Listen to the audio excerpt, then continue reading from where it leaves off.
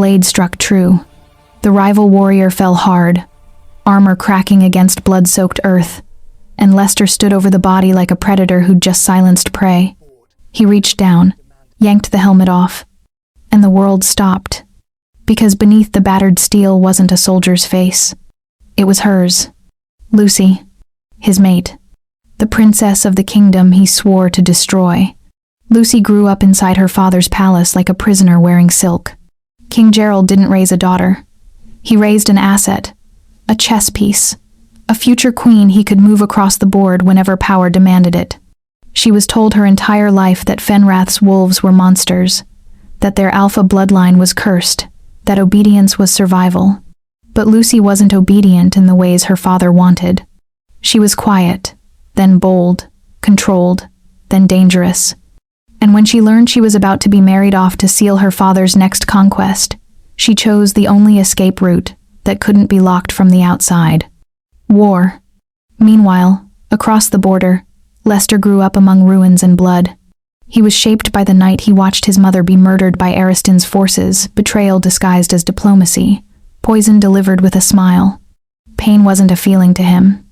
It was training. It was strategy. It was religion. He swore an oath on her grave. Every drop of Ariston blood would answer for what they'd done. Mercy was weakness. Fate was a lie. And love? Love was a distraction for men who didn't understand war. Lucy stole armor from a forgotten armory, her hands shaking but her eyes sharp. She bound her chest, hid her hair, learned to move like a soldier who had nothing left to lose. Her inner wolf, newly awakened, still wild, fought the fear clawing at her ribs. But she didn't turn back. She marched with the soldiers, silent and observant, hearing the truth leak out in fragments around campfires. Fenrath's grief, Ariston's brutality, the lies she'd been raised on, crumbling with every whispered confession. When the first battle came, Lucy didn't run. She fought. And she was good, too good for a princess. She blocked a blow that would have killed the man beside her, countered with a strike that found an enemy's throat, moved like someone who'd been training in secret for years, because she had. But even the best make mistakes. Lucy didn't see the warrior coming from the side until it was too late. His blade slipped between the poorly fitted plates of her stolen armor, cutting deep into her shoulder. Pain exploded white and blinding. She fell into the mud, blood soaking through steel, consciousness slipping as boots stomped past her head, and the battle raged on without her. Get up. Get up. But her body wouldn't obey. The world went dark. When the battle finally ended, Lester walked the field, checking for survivors. It was the part he hated most, seeing the faces of the dead. Too young, too old. All the same once the blood stopped flowing. He was about to turn away when something made the wolf inside him growl. Not in threat. In recognition. Lester stopped, frowned. A strange sensation crawled up his spine. Something primal. Something that put every instinct on high alert. He saw a body fallen in the mud, armor marked with Ariston's crest, too small for most soldiers, motionless. Something inside him pulled. He walked toward it, each step making the sensation grow stronger. He knelt. Saw dark blood staining the shoulder. Saw the chest rise and fall weakly. Alive, barely. He reached out, just checking the pulse at the neck, where skin was exposed between helmet and armor. The moment his fingers touched her, the world exploded. Heat. Impossible fire racing through every vein, every nerve, every cell. A brutal connection tearing through all barriers, burning so fiercely that Lester gasped, his hand freezing in place. His wolf roared not in anger, but in absolute recognition. Mate. The word echoed through every bone, every muscle, every fragment of his soul. No, no, no. But the bond didn't care about denial. It was already there, sealed, irrevocable. With hands that trembled, Lester tore off the helmet. Blonde hair spilled, free golden waves plastered to her forehead with sweat and blood, spreading across the muddy ground like tarnished light. Long lashes rested against pale cheeks. Lips parted, struggling to breathe. Beautiful. The thought came before he could stop it. Her eyes opened green like forest after rain, wide with pain and confusion. Slowly focusing on him. And Lucy felt it.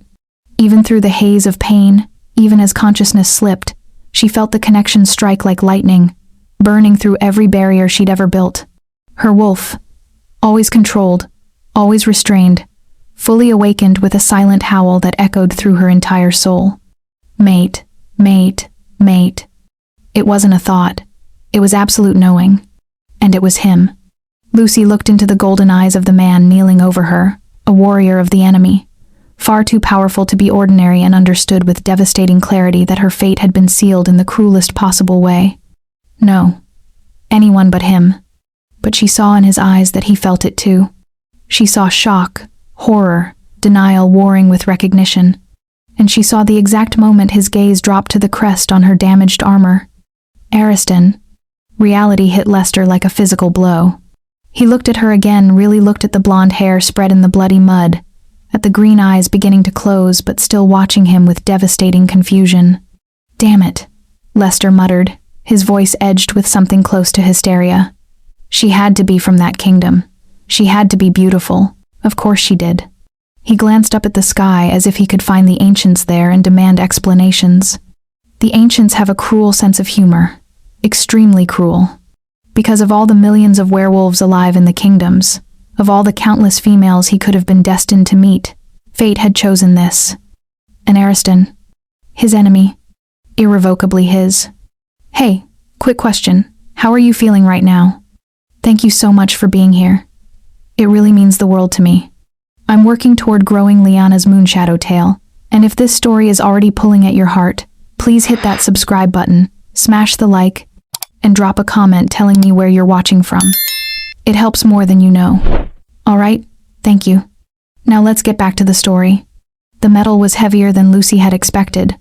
She adjusted the chainmail on her left shoulder for the third time, feeling the unfamiliar weight pressing against her collarbone like a hand trying to push her back down into the gilded cage she'd spent 19 years trying to escape.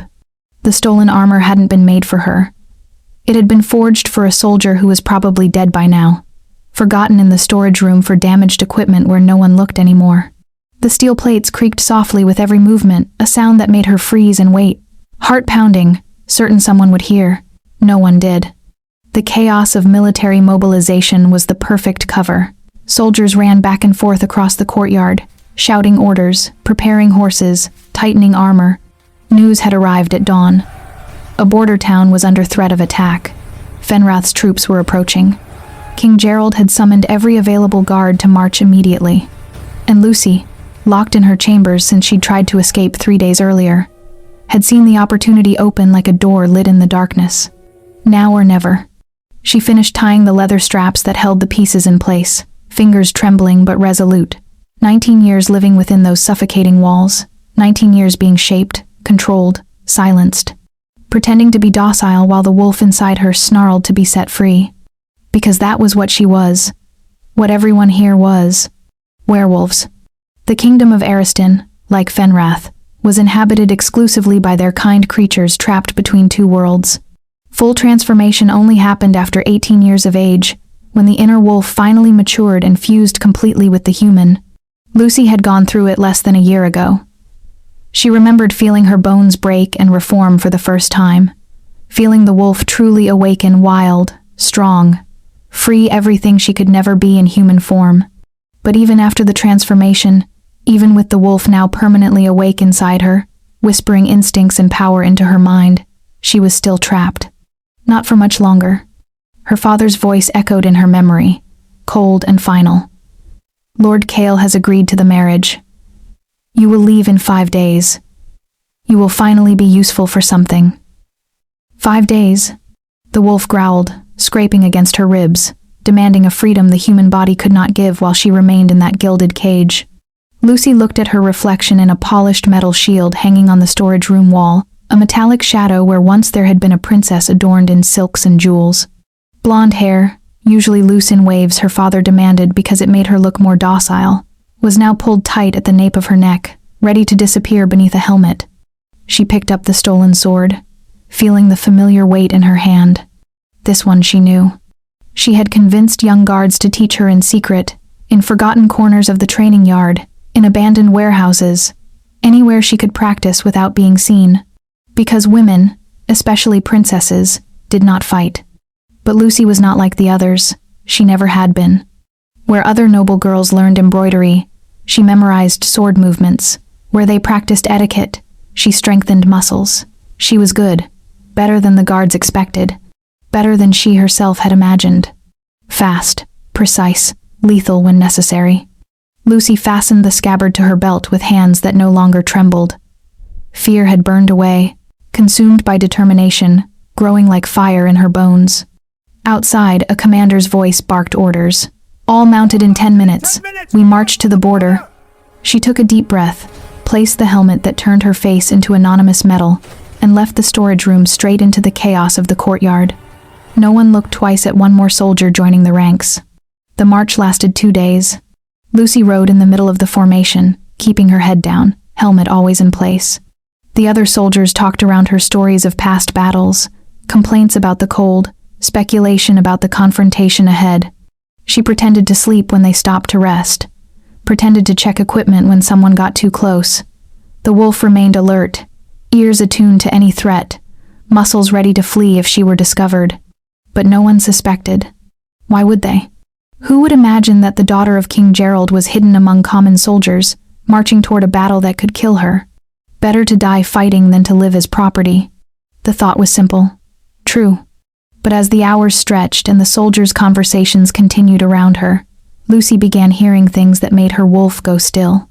Fenrath didn't attack first, you know. One soldier muttered during a rest stop, his voice low. My cousin was stationed at the border 5 years ago. Said it was our men who crossed the line, burned their villages. Keep your voice down, another hissed. You want to be hanged for treason? It's not treason if it's the truth. Lucy's hands tightened on the reins. Another night, another campfire. Different voices, same quiet rebellion. The king of Fenrath lost his mate to Aristine assassins. They say King Gerald ordered it himself. Poison at a peace summit. That's just enemy propaganda. Is it? My brother served in the palace guard. He said he saw the orders, saw the king's seal on them. The wolf inside Lucy began to pace, restless and disturbed. Lies. It has to be lies. But the voices kept coming. Fragments of truth leaking out like blood from a wound that wouldn't close. Fenrath's wolves aren't monsters. They're just wolves, like us. They have families, children. They bury their dead with the same prayers we do. This war isn't about defense. It's about conquest. It's always been about conquest. By the time they reached the border town, Lucy's hands were shaking again, not with fear, but with something far more dangerous. Doubt. The sun was low on the horizon when they arrived, painting everything blood red. Parts of the city were burning. Recent attacks had left scars, collapsed buildings, scorched earth, bodies still being pulled from rubble. And beyond the damaged walls, through smoke rising in twisted columns, Lucy could see camps, Fenrath's troops. Her heart raced. The wolf stirred low, sensing danger and something else, something she could not name. Defensive formation, the commander shouted. Archers on the towers, infantry with me. Lucy followed, sword drawn, trying to control the breath speeding up inside the stifling helmet. This is real. This is war. The first attack came like thunder. Fenrath warriors emerged from the smoke, most in human form, wearing black armor, a few already transformed into massive wolves who used the advantage of speed before returning to human form to conserve energy. The clash was brutal. Metal against metal, snarls against screams, blood beginning to stain the ground. Lucy fought because there was no choice. And she fought better than she had ever been allowed to be.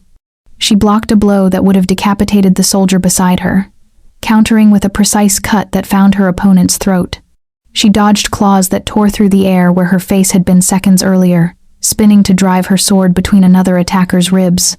She was not the best on the field, but she was good enough to survive. The wolf sang with every strike, every victory, finally free to do what it had been born to do. This is living. Around her, men screamed and fell. Blood sprayed across her armor. The soldier she'd saved moments ago went down with an arrow through his chest, his eyes wide with shock as life drained from them. Lucy's stomach turned, but she kept moving, kept fighting. Because stopping meant dying. She killed a second attacker, then a third. Her sword arm burned with exhaustion, but adrenaline kept her moving, kept her blade sharp. A Fenrath warrior lunged at her, massive, experienced, his eyes cold with purpose. Lucy met him head-on, their blades clashing in a shower of sparks. He was stronger, but she was faster. She ducked under his swing and drove her sword up through the gap in his armor. He fell. She didn't wait to watch. But even the best make mistakes. Lucy was too focused on the opponent in front of her, and didn't see the warrior approaching from the side. He was large, experienced, and when she finally noticed, it was already too late. She turned to block, but he was already inside her guard, his blade coming in a diagonal arc. She tried to deflect. The sword slipped between the poorly fitted plates of her armor, cutting deep into her shoulder. Pain exploded, white and blinding. Lucy felt her legs give way, felt the world spin. She fell onto the mud, slick with blood, hers and others, the impact driving the air from her lungs. The warrior who struck her had already turned to the next opponent, leaving her where she lay. Lucy clenched her teeth against the pain tearing through her shoulder. The wound was deep. She could feel hot blood soaking the armor. Werewolves heal quickly, she told herself. Not instantly, but quickly. If she could get out of the battle, if she could get time, her body would close the cut, rebuild the damaged tissue. But I need to get out of here first. She tried to rise, but dizziness hit like a wave. Too much blood loss, too fast. Get up, get up. But her vision was darkening. Her body no longer obeyed. The battle raged around her, but the sounds were starting to fade. Boots stomped near her head. Blood splattered against her helmet. Consciousness began to slip. No, not like this. But the darkness didn't care. It pulled her under.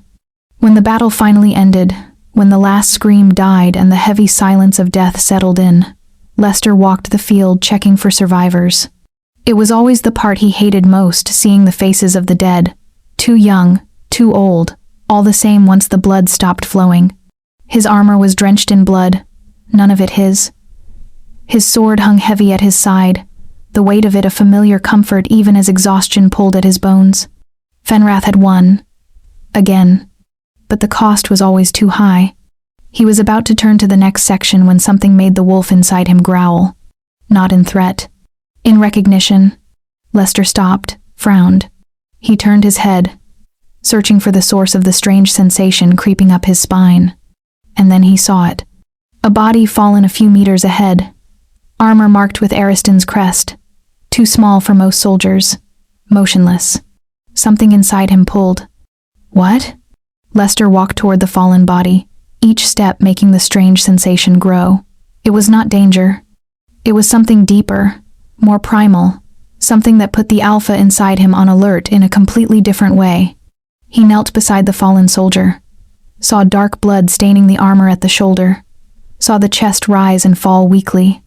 Alive, barely. And then he touched her, just checking the pulse at the neck, where skin was exposed between helmet and armor. The world exploded. Heat. Impossible fire racing through every vein, every nerve, every cell. A brutal connection tearing through all barriers, burning so fiercely that Lester gasped, his hand freezing in place. His wolf roared not in anger or pain, but in absolute recognition. Mate. The word echoed through every bone, every muscle, every fragment of his soul. No, no, no. Of all possibilities. Not this, not an Ariston soldier. But the bond did not care about denial. It was already there. Sealed, irrevocable. The sacred chain linking two souls, impossible to break. With hands that trembled not with fear, but with something far worse, Lester tore off the helmet. Blonde hair spilled free. Golden waves plastered to her forehead with sweat and blood, spreading across the muddy ground like tarnished light. Long lashes rested against pale cheeks. Lips parted, struggling to breathe. Beautiful. The thought came before he could stop it. Brutal and unwanted. Her eyes opened green like forest after rain, wide with pain and confusion, slowly focusing on him. And Lucy felt it. Even through the haze of pain, even as consciousness slipped, she felt the connection strike like lightning, burning through every barrier she had built. Her wolf, always controlled, always restrained, fully awakened with a silent howl that echoed through her entire soul. Mate, Mate. Mate. It was not a thought. It was absolute knowing. And it was him. Lucy looked into the golden eyes of the man kneeling over her, a warrior of the enemy, far too powerful to be ordinary, and understood with devastating clarity that her fate had been sealed in the cruelest possible way. No, anyone but him. But she saw in his eyes that he felt the same. She saw shock. She saw horror. She saw denial warring with recognition. And she saw the exact moment his gaze dropped to the partially visible crest on the damaged armor. Ariston. Reality hit Lester like a physical blow. "Damn it," he muttered, his voice edged with desperation that bordered on hysteria.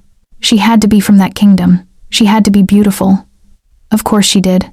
He glanced up at the sky for a second, as if he could find the ancients there and demand explanations. "The ancients have a cruel sense of humor," he said to no one, to the universe, to the fate that had just destroyed his life. Extremely cruel. Because of the millions of werewolves alive in the kingdoms, of the countless females he could have been destined to meet. The ancient forces that wove destinies and bound souls had chosen this. An Ariston. Too beautiful to be real. And his. Irrevocably his. Why not just kill me in battle? It would have been more merciful. The wolf inside him did not care about logic or history or ancient hatred. It knew only one thing. Mate. Wounded. Protect. Now. No.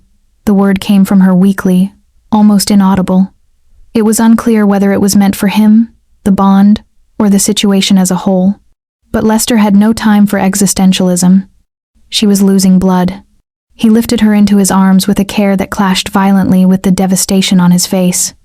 She was light, too light, even with the armor. "Enemy!" his mind screamed. "Cursed blood." "Mate!" the wolf roared back. "Ours. Protect. Save."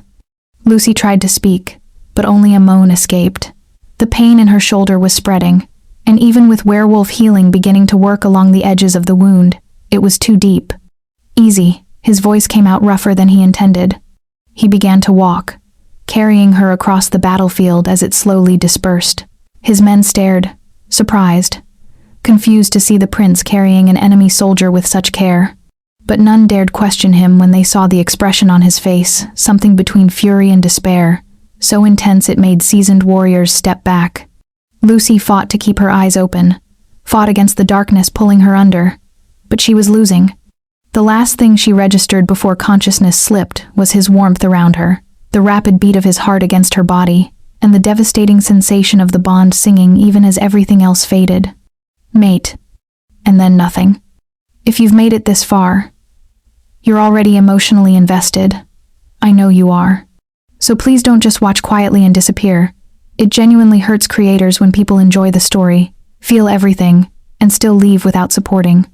If Lucy and Lester just shook your heart even a little, hit subscribe, tap like, and comment Moonshadow, so I know you're really here with me. That one small action tells YouTube this story matters. Thank you." Lucy woke to the weight of a gaze. Not the cold stone against her back, not the throbbing ache in her healed shoulder, but the presence heavy, intense, impossible to ignore of someone watching every breath she took. Her eyes opened slowly, adjusting to the dimness of the cell, lit only by distant torches. And then she saw him. He was there, on the other side of the bars, motionless as a statue, golden eyes fixed on her with an intensity that stole the air from her lungs. There was no way to tell how long he had been there. It could have been minutes. It could have been hours. Lucy forced herself to sit up, ignoring the way her body protested the movement. The silence between them was thick, loaded with unspoken things that seemed to fill every inch of air in the dungeon. "How long have you been standing there?" Her voice came out rough, broken from disuse. "Long enough." His answer was deep, controlled. "Long enough to question every decision that brought me to this point." Lucy rose fully, her legs still shaky but steady enough, and walked to the bars. She kept her distance, not too close, but close enough to see the details the battle had hidden. The thin scar above his brow, the tension in his jaw, the way he breathed like he was fighting a war inside himself. "Do you know my name?" she asked. "Lucy Ariston," he said, her surname like ash on his tongue. "Only daughter of King Gerald." Her stomach dropped. He knew exactly who she was. "And yours?" Lucy asked, though she already knew the answer. "Lester." He stepped closer to the bars. "Crown Prince of Fenrath, Alpha of the Royal Pack. Son of the king your father tried to assassinate." "Tried?" The word landed with weight. "The bond." Lucy forced the words past her tight throat. "You felt it." It wasn't a question. "Yes." The confirmation came tight. "Mate." The word fell between them like a stone dropped into still water. Lucy closed her eyes, trying to steady the breath that was speeding up dangerously. "So you know I can't." "Neither can I." The interruption was sharp. She opened her eyes, meeting his through the iron. There was something devastating there. Something that felt like desperation mixed with rage, mixed with need. The wolf inside her growled low, recognizing its match, demanding she reach through the bars and touch him, claim him, seal what fate had already decided. But she didn't. "Why am I here?" Lucy asked instead. "Why not just kill me?" Lester's jaw clenched. "Because the bond won't let me. Trying would be like tearing out my own heart. But you want to." "Every logical part of me, yes." His honesty was brutal. "You're the daughter of the man who murdered my mother, who sent assassins disguised as diplomats to a peace summit, who poisoned her wine and watched her die choking on her own blood while pretending to negotiate." Lucy's breath caught. "That's not my father, wouldn't." "Your father," Lester interrupted, his voice dropping to something dangerous, "is a tyrant who spent 2 decades building his empire on lies and the bodies of anyone who stood in his way. And you were raised in his palace, fed his propaganda, trained to believe Fenrath are the monsters." "I didn't know," Lucy whispered. "I didn't know the truth. And now you do." The dungeon door opened with a screech of metal. Footsteps echoed down the stone corridor, slow, deliberate, heavy with authority. Lester stepped back from the bars, his posture straightening into something formal, something respectful. The man who appeared was older, his face carved with grief and years of war. Gray streaked his dark hair, scars marked his hands, but his eyes, cold, blue, and sharp, held the kind of power that didn't need to announce itself. "The King of Fenrath." He stopped in front of Lucy's cell, studying her with an expression that made her skin crawl. "So this is her." His voice was quiet, controlled. "The tyrant's daughter." Lucy met his gaze and refused to look away. "Father," Lester began, but the king raised a hand. "Do you know what your father took from me?" The question was directed at Lucy. "What Gerald Ariston stole when he sent his assassins to that peace summit?" "My mother," Lucy said quietly. "Lester told me. I'm sorry." "Sorry?" The word came out sharp. "Your apology means nothing. Your existence means nothing. You are Ariston blood. And Ariston blood pays." "She's my mate," Lester said, his voice tight. The king's gaze shifted to his son. "I know. I can smell the bond on both of you. But that changes nothing. It changes everything." "It changes nothing." The king's voice rose, grief cracking through the controlled surface.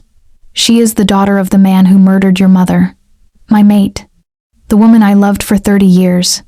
And you expect me to welcome her enemy's child because fate decided to play a cruel joke?" The silence that followed was suffocating. "Kill me then," Lucy said, her voice steady even as her heart raced. "If that's what justice requires, if my death will ease your pain, do it." The king's eyes narrowed. "You think it's that simple? That your death would bring her back?" "No," Lucy said, "but I think you need someone to blame, and I'm here." "Lucy," Lester started. "I'm not asking for mercy," Lucy continued, her gaze locked on the king. "I'm asking for truth. If my father is the monster you say he is, if he's built his kingdom on lies and murder, then I want to know. I want to see the proof. Because I've spent my entire life being told one story, and if it's false, then everything I believed was a lie." The king studied her for a long moment. "You want truth?" he finally said. "Your father sent assassins to murder my mate. The orders were signed with his seal. We have the documents. We have the confession from the survivor we captured. Your father wanted war, and he was willing to start it by killing the one person who stood for peace between our kingdoms." Lucy felt the words hit like physical blows. "No," she whispered. "He wouldn't." "He did." The king's voice was final. And now you will pay for his crimes. She's my mate, Lester said again, desperation creeping into his voice. You can't. I can.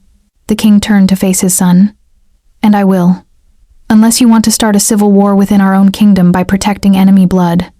The king left without another word, his footsteps echoing back up the corridor. Lester stood frozen, his hands clenched into fists. Lucy sank onto the cot, her mind reeling. My father murdered his mate, started this war. And I was raised believing we were the victims. The lies were shattering, piece by piece, leaving nothing but devastation in their wake. I didn't know, she said again, quieter this time. I swear I didn't know. Lester looked at her through the bars, and for the first time, she saw something other than anger in his eyes. Belief. I know, he said softly. I know you didn't. 3 days passed in the dungeon. Lucy healed. The wound closed, her strength returned. Lester came every day, standing outside the bars, talking in careful circles around the bond that pulled at both of them with increasing force. He told her about his mother, how she'd been the heart of Fenrath, the voice of reason in a kingdom built on strength, how she'd believed peace was possible. Lucy told him about her life in the palace, how she'd been a prisoner in silk, raised to be obedient, trained to be useful, how she'd learned to fight in secret because it was the only thing that felt real. The bond grew stronger with every conversation, every shared truth, until it felt like a living thing between them, impossible to ignore, impossible to deny. And then Gerald arrived. The horns sounded at dawn, a signal of an approaching army. Lester left without a word, and Lucy was alone in the cell, listening to the distant sounds of preparation, of soldiers mobilizing, of war coming to Fenrath's gates. Hours later, a guard appeared. The king of Ariston demands his daughter's return, he said flatly. Fenrath has 1 hour to comply or face siege. Lucy's blood went cold. He's here. He came for me. But not to rescue her. To reclaim his property. The realization hit like ice water. She heard voices in the corridor, the king of Fenrath's voice, cold and calculated. Advisors arguing. Lester's voice rising above the others. Furious. We don't negotiate with tyrants. We don't have a choice. He has 3,000 soldiers outside our walls. We have 800. So we hand her over? Let him take her back to be his political pawn? It's not about what we want, Lester. It's about survival. The voices faded. Lucy sat on the cot, her mind racing. If I go back, Gerald will marry me off to Lord Kale. I'll spend the rest of my life as someone's possession. Never free. Never mine. The wolf inside her snarled. No, not again. Footsteps approached. The guard unlocked the cell. Come with me. Lucy stood, her heart pounding.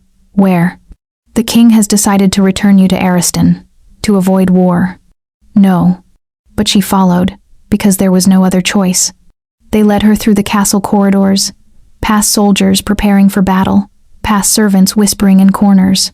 She was taken to the courtyard where Fenrath's people had gathered, hundreds of them, lining the walls, their faces cold with hate. Lucy walked through them with her head high, refusing to break, refusing to cry. At the gate, Gerald waited. He sat on his horse, surrounded by his army, his expression carved from stone. Lucy, he said when she was brought before him, you've caused quite a bit of trouble. I left because you were going to sell me, Lucy said, her voice steady. I was securing an alliance. That's what daughters are for. The words landed like a slap. I'm not property. You are whatever I say you are. Gerald's voice was calm, matter of fact. Now stop this foolishness and come home. Lucy looked at him, really looked, and saw the truth she'd been avoiding her entire life. He doesn't love me. He never did. I was always just a tool. A piece on his board. She turned to face the crowd, Fenrath's people on one side, Ariston's army on the other. And she made her choice. No, Lucy said clearly. I'm not going back. Silence fell like a stone. Gerald's expression darkened. What did you say? I said no. Lucy stepped forward, her voice rising. You lied to me. You told me Fenrath were monsters. That they started this war. But it was you. You murdered their queen. You sent assassins to a peace summit and blamed them for defending themselves. Gasps rippled through both crowds. Lucy, Gerald's voice held warning. I'm not your property, Lucy continued, her voice shaking but strong. I'm not your pawn, and I'm not going back to be sold to the highest bidder. Gerald's face twisted with rage. You ungrateful. I'm telling the truth, Lucy shouted. And everyone here deserves to hear it. You built your kingdom on lies, on murder, on the bodies of people who trusted you, and I won't be part of it anymore. The silence that followed was deafening. Gerald's hand moved to his sword. If you won't come willingly, I'll take you by force. No, a voice said from behind her. You won't. Lucy turned. Lester stood there, his sword drawn, his eyes burning gold.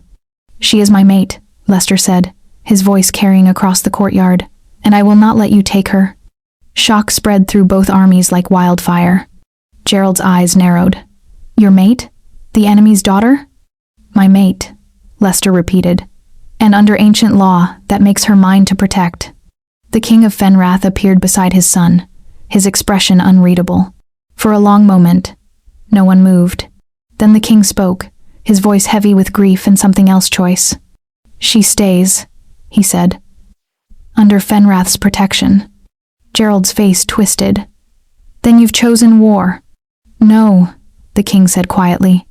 You chose war 20 years ago when you murdered my mate. We're just finally making you pay for it.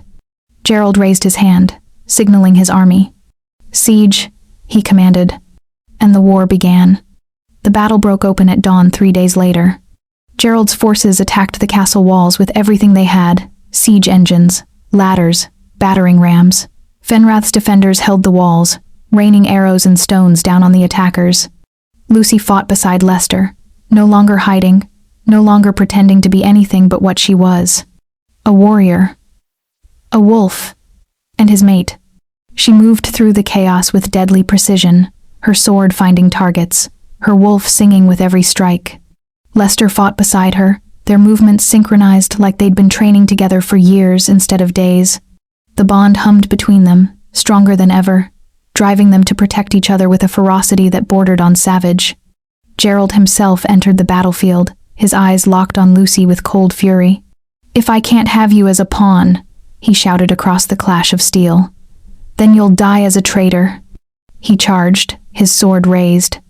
Lucy met him head-on, their blades clashing in a shower of sparks. You were never my father, Lucy said through gritted teeth. You were my jailer.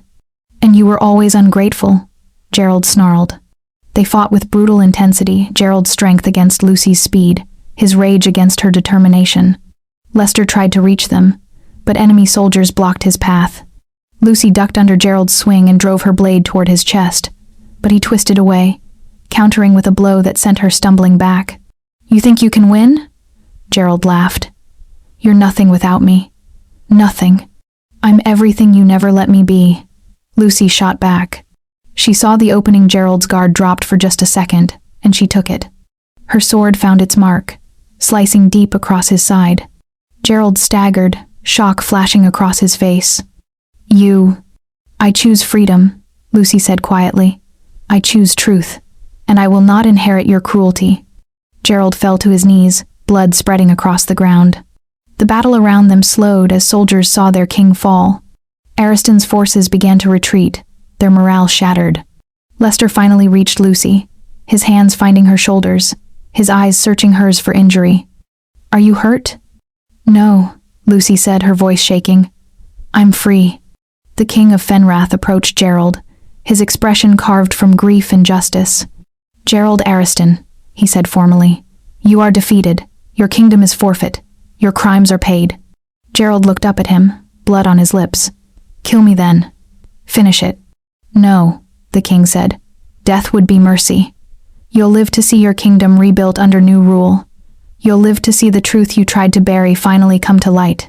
He turned to Lucy. Your father's crimes are not yours, he said quietly. But if you wish to rule Ariston, you must earn that right. Not through blood, but through accountability.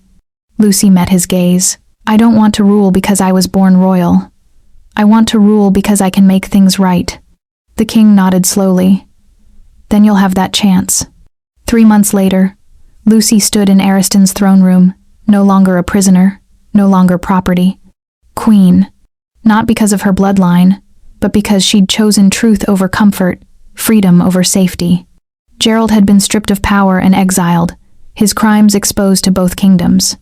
Peace was being rebuilt slowly, painfully, but honestly. Lester stood beside her, his hand finding hers. "Ready?" he asked quietly. Lucy looked out at the crowd gathered nobles from both kingdoms. Soldiers who'd fought on opposite sides, people who'd lost everything to war and were now being asked to trust again. "Yes," she said, "I'm ready." Because she wasn't just Lucy Ariston anymore. She was the bridge between two kingdoms, the queen who chose accountability over denial, and the mate who proved that love could exist without becoming betrayal. The future was uncertain, but for the first time in her life, Lucy wasn't afraid of it. She was free. 1 year after Gerald's defeat, Lucy stood in a field between Ariston and Fenrath, the same field where border skirmishes had once left the ground soaked with blood. Now it held a different kind of gathering. The first annual festival of Two Wolves. Families from both kingdoms had come together to celebrate the anniversary of the Accord. There were games for children, trading stalls for merchants, demonstrations of traditional wolf forms from both cultures. And in the center of it all, a monument. Lucy had commissioned it 6 months ago, a stone pillar carved with the names of every person who died in the war. Every soldier, every civilian, every child caught in the crossfire. Both kingdoms dead, remembered together. Now, standing before the completed monument, Lucy placed her hand on the cold stone and felt the weight of every name carved there. The King of Fenrath stood beside her, his hand also touching the stone where his mate's name was etched. "She would have liked you," he said quietly. "She believed peace was possible. I thought she was naive. Turns out she was just braver than I was."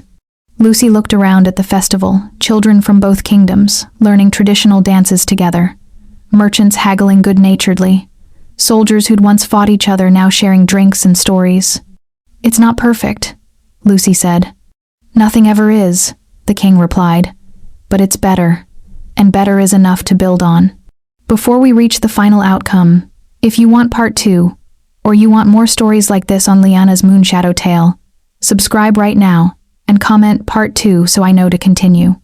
I'm reading every comment, and it genuinely decides what I write next. Alright, let's finish this.